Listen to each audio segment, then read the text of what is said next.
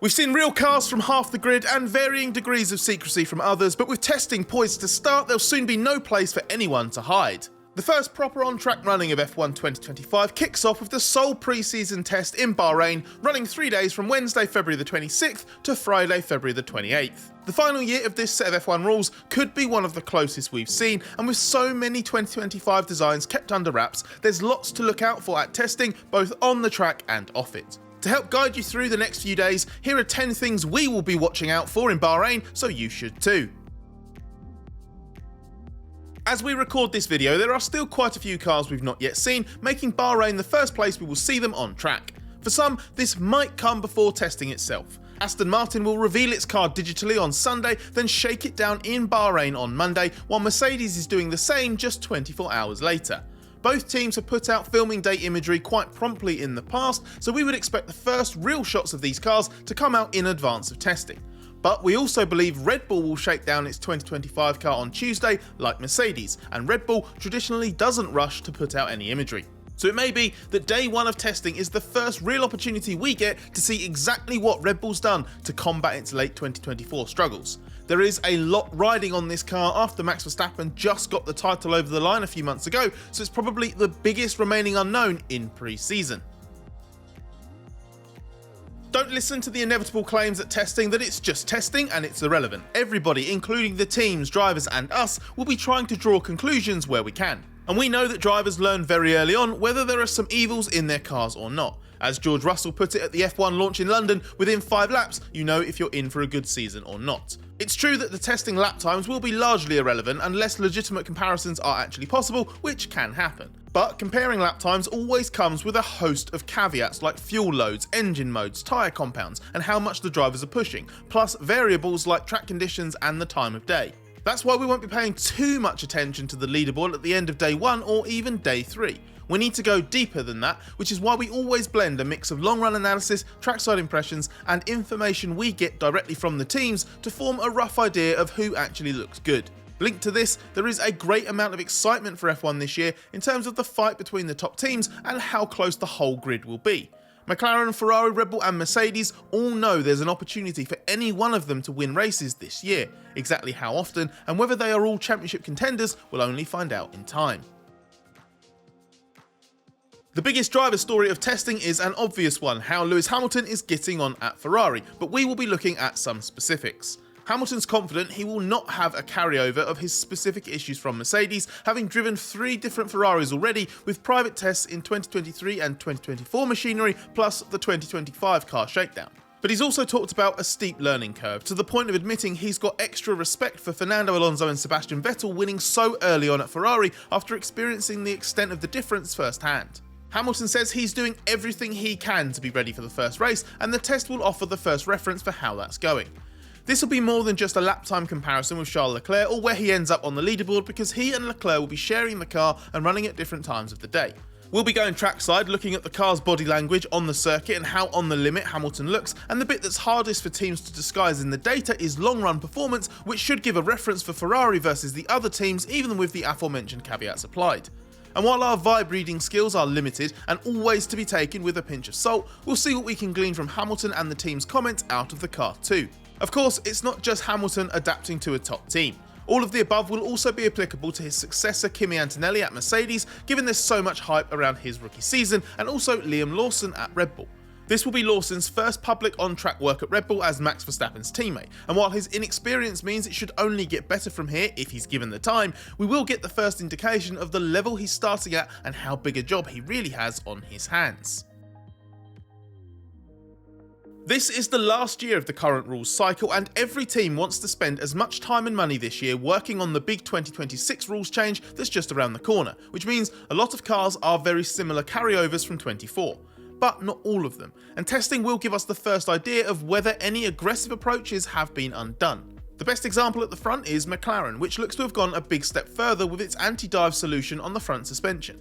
This is a layout change to be even stricter with how much the front of the car dives down under braking, but if McLaren's gone too far, the drivers may have trouble with brake feel, and Bahrain will expose that with a couple of choice heavy braking areas. So this approach might just as well undo McLaren as it may keep it at the head of the pack. Bahrain will give us the first answers. Another example is Ferrari, which has changed geometry entirely at the front, switching from push rod to pull rod suspension layout.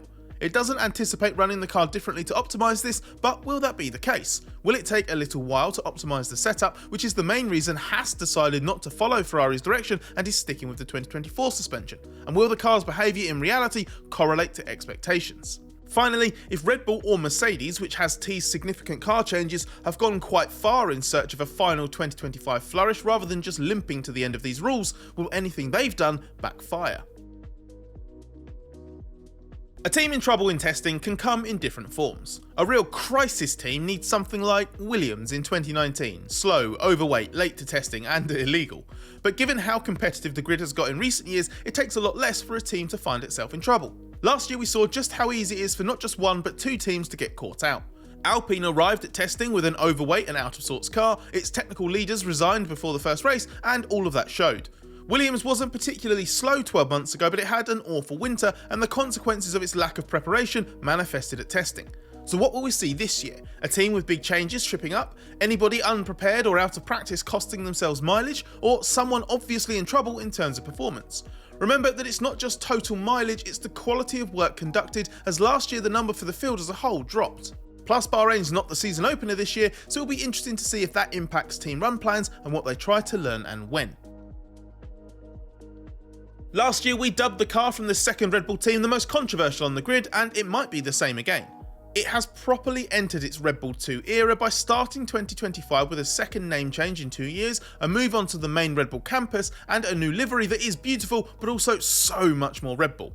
Racing Bulls has moved away from the initial only RB moniker it adopted last year and is essentially phasing out the old Minardi headquarters at Faenza in Italy to prioritise a new satellite base at Red Bull's main Milton Keynes location. That's where Red Bull Racing is based and the Red Bull F1 engine is being developed. The question is whether or not any of this deliberate extra Red Bull synergy will translate into more on-track success, and how close to the Red Bull will this Racing Bulls car be? At the time of making this video, we've only seen a couple of proper images of the V-Carbo 2, but that's it, and there's no Red Bull reference point because that car's not been revealed. So what we see in Bahrain will be key to not just working out the team's prospects, but also how much it annoys rivals like McLaren, which have been so vocal on this same owner-team alliance before. Alpine has been F1's agent of chaos in recent years, be that through its swings in on-track performance or its various issues off it, driver sagas, team management changes and the like. It's already scored the first weird win of the season in a peculiar category by cutting off questions about a sensitive subject. In this case, the pressure Jack Doohan's under already following the signing of Franco Colapinto from Williams as test and reserve driver, a move even Williams has publicly stated has been facilitated because it gives Colapinto a chance at a 2025 race seat. Doohan was asked one too many Colapinto related questions, and by that Alpine means 3, at F1's season launch event in London. It demonstrated that the latest Alpine driver drama could overshadow anything the team does on track. Renault is a company with drama in its F1 DNA, but Enstone showed again through 2024 that at its core it is a very competent racing team. And with this car being the first Alpine to benefit more from technical chief David Sanchez's insight and input, testing will start to show us which version of Alpine we're more likely to get this year, at least at the start of the season. Teams know they're heading into a season where they need to prepare for 2 different design paths, one where their car has flexi-wing freedom and one where it does not. That's because from June's Spanish Grand Prix, the FIA is tightening up on aero-elasticity, with the tolerance for movable front wings being reduced by around a third. Red Bull team boss Christian Horner has said that teams are now going to have to put some effort into 2 different concepts, one for the first 8 races and one for the rest of the season. Now that testing is established as a proper event with a full broadcasting circus around it, we will get a lot of images of all the cars on the long start-finish straight. Rest assured that if there's any sign of some wings flexing more than others, we will get some slow motion close-up shots of the difference, which means we could get an idea of whether a short flexi-wing war will break out over the opening races before things are tightened up. The final F1 car to officially be called a Sauber before it turns into Audi next year has so far only broken cover in limited form. It has a simplified green and black livery for the end of its weird interim stake era, but in terms of the car itself we've only seen limited renders. Sauber must take a step forward with this car, not just because it finished last in 2024, but it is 12 months away from being officially rebranded as Audi's works team and is currently miles off being worthy of that in performance terms. Maybe the first renders are a little bit underwhelming and the real thing will be more head turning, or maybe low key but sensible changes will unlock a step that's greater than the sum of its parts. But as our resident ex-technical director Gary Anderson put it, I'm not seeing anything here that looks like a step forward from 2024. Sauber did end last year as a greater points threat, but nothing more than that. Being a respectable midfield force is the bare minimum of what Audi is expecting this year, and this test may show us if Sauber's got much chance of achieving that. F1 has a fascinating bumper crop of rookies on the grid this year. What we're considering the real rookies are 3-time starter Ollie Behrman at Haas, Alpine's 1-time starter Jack Doohan, and full debutants Kimi Antonelli at Mercedes, Isaac Hadjar at Racing Bulls, and Gabriel Bortoleto at Sauber. There's also Lawson at Red Bull, but with 2 seasons under his belt now, it's not the same, and we've mentioned him already. For the real rookies, this test is a fairly limited exercise, but nobody's coming in cold. Some have raced in F1 already, and Bortoleto and Hadjar have been doing private testing in older cars to get up to speed over the winter. That will help, although it's still going to be interesting to gauge who looks most comfortable with the step up to F1, if any of them are struggling, and if there are even any signs of anyone being ahead of a more established teammate.